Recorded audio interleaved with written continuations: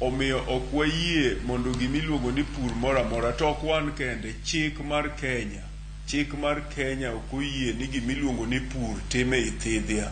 Omiyo sa asaya ma japiny owuok modhi opur e thidhia, inyalo kauni ondamo mar chik kendo ibiro teri e doho kendo ibiro ng'adni bura. Omiyo kik jopiny tem puro e thidhia.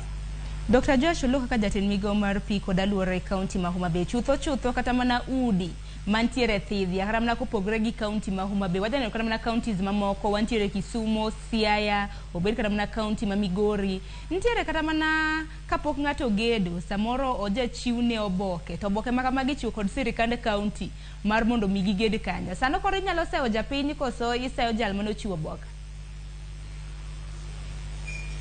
Abiro seyo japiny nikech japiny onego ng'e gima chik en. Ka japiny pok ogedo, owinjo beni oyudo gimiluongo ni NEMA report. Chik wacho ni nyaka tim gimiluongo ni impact assessment. Impact assessment ni en nonro ma itimo gi jo NEMA mondo giyud ni ng'ama dwa gedo kani bin dipo ni odwa gedo e thidhia kama chik odagi.